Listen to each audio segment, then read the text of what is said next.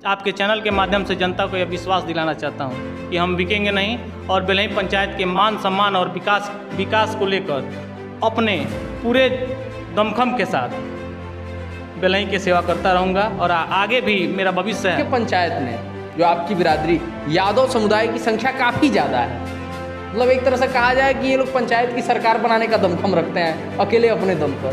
तो क्या ये मान के चला जाए कि आप भी जाति के दम पर चुनाव लड़ रहे हैं? कि बड़े बड़े लोगों से परिचय रखना अच्छी बात है। लोगों के सुख दुख में बड़े बड़े लोग काम आते हैं और मैं उनका सदुपयोग करता हूं इसके माध्यम से, और परिचय रहना भी चाहिए क्योंकि हम अभी उस लायक नहीं हुए हैं, इसलिए उन लोगों का मदद लेना हमारे लिए बहुत ज़रूरी होता है। और मैं चुनाव में कितनी मदद ले रहे हैं उन बड़े बड़े लोगों से?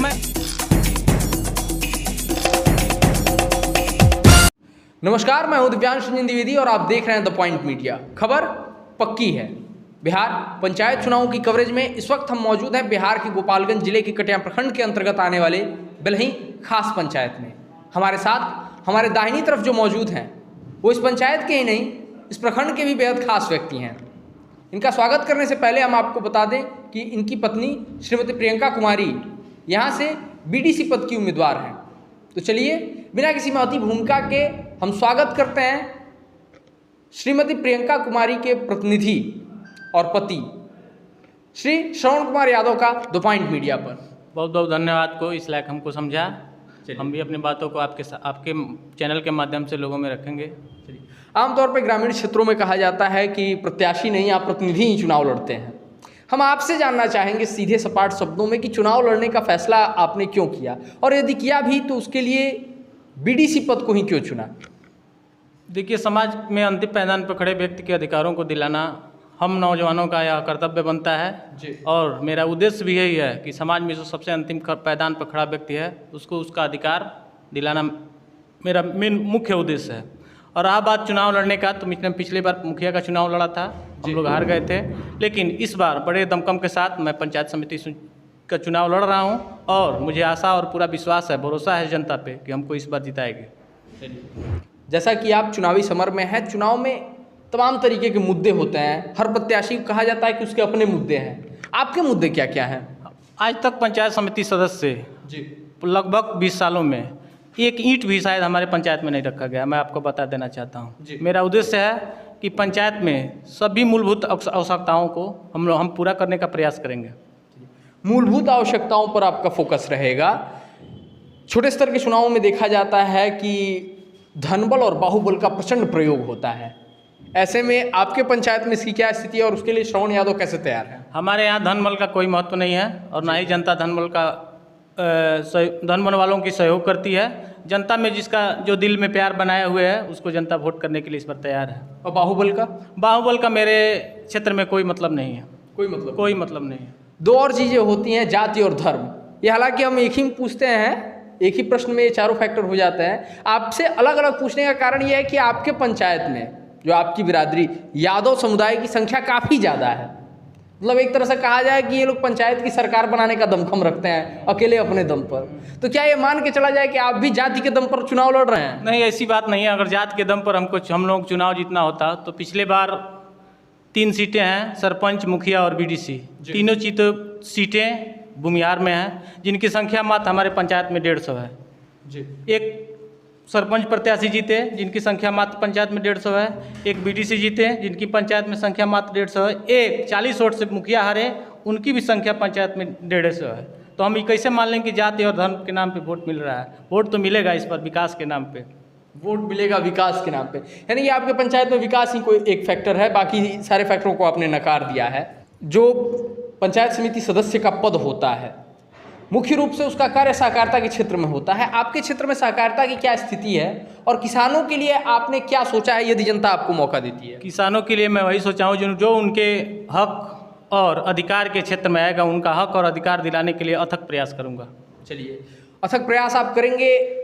हर प्रत्याशी के मन में कुछ विचार होते हैं, जैसे आपके मन में भी होंगे। हम वही जानना चाहेंगे कौन कौन से मुद्दे जो सबसे पहले यदि श्रवण कुमार यादव बीडीसी बनते हैं या प्रियंका कुमारी बीडीसी बनती हैं तो वो निपटाए जाएंगे। मेरा सबसे प्रमुख मुद्दा क्या है कि एक त्रिलोकवा गांव है जो मेरे पंचायत समिति क्षेत्र में आता है। आज तक आज़ादी के 75 साल बाद भी वहाँ एक स्कूल नहीं है। दूसरा मुद्दा यह है कि आज कोयरी पट्टी एक घाट है जहाँ लोगों की लाशें फूकी जाती है वहाँ तक आज तक एक शमशान घाट नहीं बना है। मोहनपुर में एक नदी के किनारे छठ घाट आज तक नहीं बना है। महिलाओं को बहुत दिक्कत होता है। तो मूलभूत जो भी आवश्यक रोड है, आज तक एक डुमरौना में उधर सबसे लास्ट में एक टोला आता है, वहाँ तक आज तक रोड नहीं बना है। तो इन सब मुद्दों को लेकर मैं जनता के सेवा में लगा हूँ और इस बार हमको ये विश्वास है कि जनता हमको जिताएगी। चलिए, जैसे कि आप अब तो चुनाव चिन्ह भी आ चुका है, जनता के बीच जा भी रहे होंगे, क्या रिस्पांस मिल रहा है जनता से आपको? जनता का रिस्पांस है कि हमसे कोई लड़ाई में नहीं लगा के है, हम बहुत आगे निकल चुके हैं और जनता में रहने लगे रहे हैं 5 साल। लोगों का दुख सुख और ब्लॉक थाना या जिला में जो भी लोगों ने हमको पूछा, उनके लिए मैं अपने दिन रात एक करके लोगों के बीच में रहा और जनता इसकी कायल भी है और यह कह रही है कि नहीं, जो हम लोगों के साथ रहा है उसको हम वोट देंगे। चलिए, अक्सर ये कहा जाता है ग्रामीण क्षेत्र के चुनावों में कि प्रत्याशी जो होते हैं जीतने के बाद बदल जाते हैं। यहाँ तो एक कहावत भी चल निकली है कि पंचायत चुनाव 2 चरणों में होते हैं। एक चरण में प्रत्याशी जनता के चरण में होते हैं और दूसरे चरण में जनता प्रत्याशी के चरणों में होती है।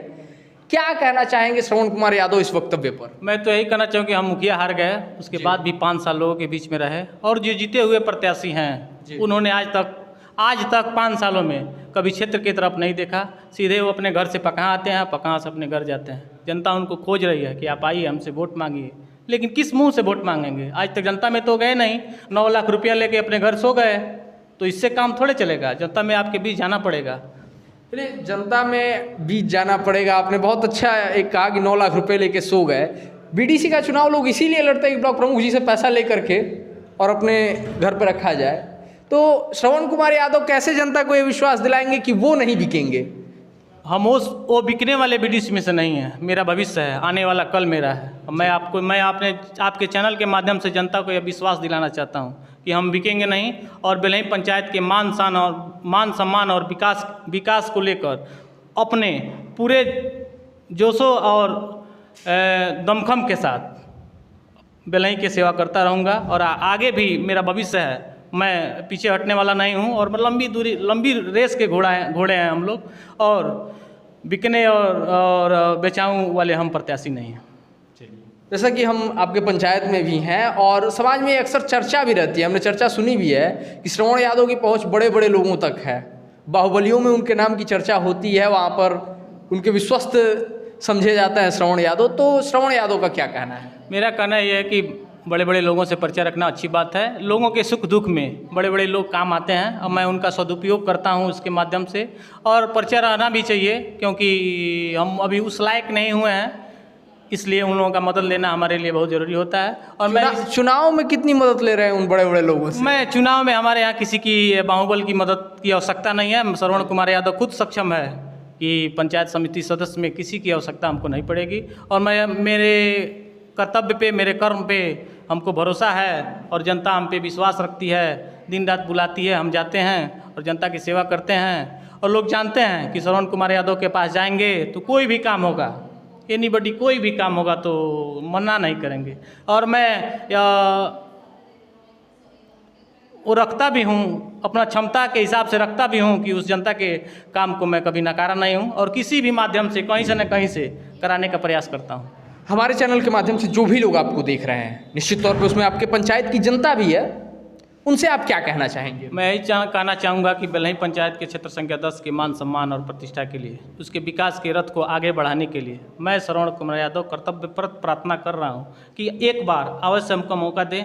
आपके मान सम्मान और विकास के रथ को आगे बढ़ाने के लिए मैं करबद्ध प्रार्थना कर रहा हूँ कि हमको एक बार जरूर मौका दें और मैं बेलही पंचायत पे कभी आँच नहीं आने दूंगा और मेरा चुनाव चिन्ह बरगद का पेड़ है। मैं ये अपील करता हूं आपके चैनल के माध्यम से कि जनता हमको जिताए और बेलही के विकास के रथ के पहियों को और आगे तक लेके जाए। चलिए, तो ये थे हमारे साथ काफ़ी बुद्धिमत्तापूर्ण तरीके से जनता से अपनी बात रखने वाले बेलही खास पंचायत से बीडीसी पद की उम्मीदवार श्रीमती प्रियंका कुमारी के पति और प्रतिनिधि श्री श्रवण कुमार यादव। हम इनके लिए शुभकामनाएं व्यक्त करते हैं, इनके राजनीतिक भविष्य के लिए शुभकामनाएं व्यक्त करते हैं। ऐसे ही तमाम लोगों से हम आपको रूबरू कराते रहेंगे, तो जुड़े रहिए हमारे साथ, देखते रहिए द पॉइंट मीडिया, क्योंकि हम दिखाते हैं वो जो खबर पक्की है। कैमरा पर्सन अभिषेक के साथ मैं Divyansh Ranjan Dwivedi, the point media.